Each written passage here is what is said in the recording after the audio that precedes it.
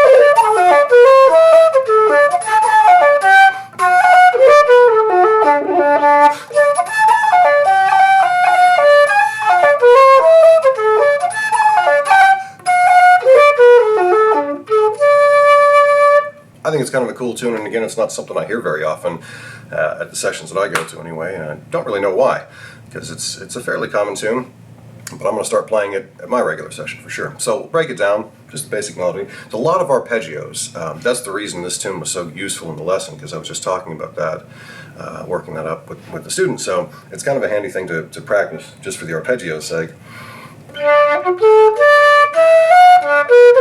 So right off the bat you got that arpeggio. So here's just the basic melody.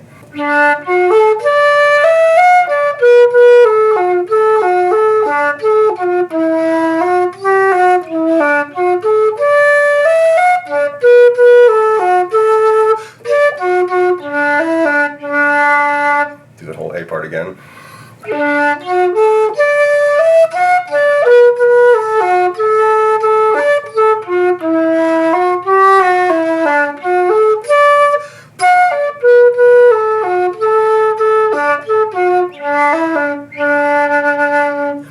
I played it a little differently. I tend to play it a little differently each time. It's fairly flexible, and with the arpeggios you kind of got a lot of room for it, which is another reason I kind of dig this tune. So, B part jumps up to the second octave.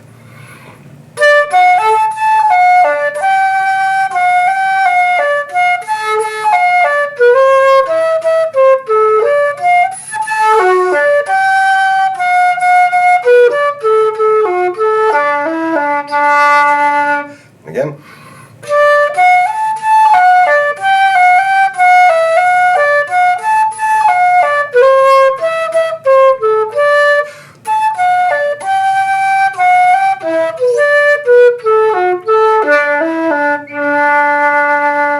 Basic stuff there, right? Hopefully.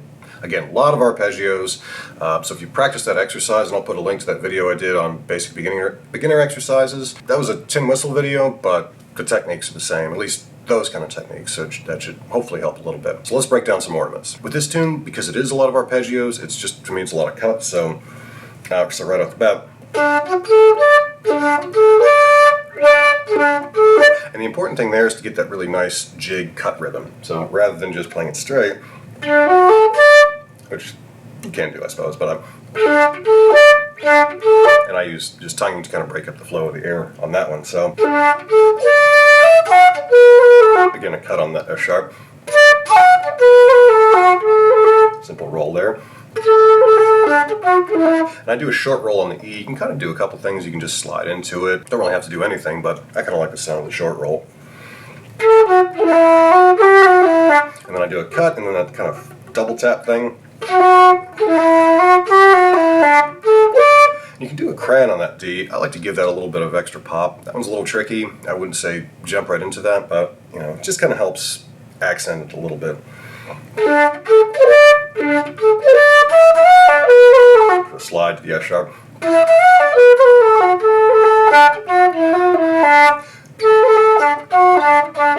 For that ending, played a couple of different ways, either going down to the E or to the D. I kind of mix it up, and it's probably a bad idea because it's going to be against whatever chord somebody's playing if there's a rhythm person there with you, but if you go down to the D,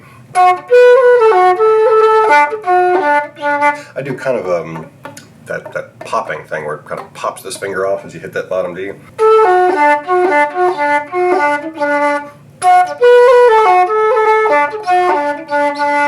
So the B part. Now in that case I'm using the G sharp key just to make the slide easier. You don't have to. To me it's just a little harder to get that slide off the G to the A, so I use the key. If you don't have the keyed flute, or if you're playing the whistle, you can slide or just do a cut. Something like that. And it just, on the flute anyway, it helps if you kind of lean into that note a little bit just to accent it. And I do that cut again on the D.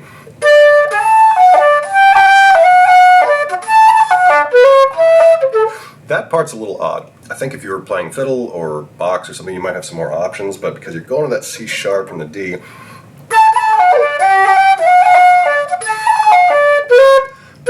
it's just kind of a difficult move. So I'll do a slide off from the B. And then there's a single tap on the E. And again, I'm mostly just doing those bounces on the D. I just like the sound of it. Feel free to ignore that if you're so inclined.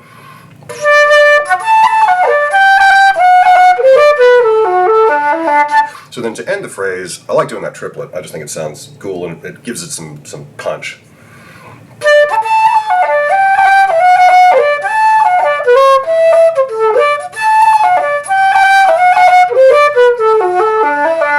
And then again, it finishes the same way. So I hope you guys dig that tune. It's one that's really jumped out at me, and I wish I'd been playing it a lot longer. I'm definitely playing it again in 2 days when I have my next session. Let me know what you think, and if you got any suggestions, requests, that kind of stuff, let me know. I'm gonna hit the road because I gotta go back home. Cheers, y'all.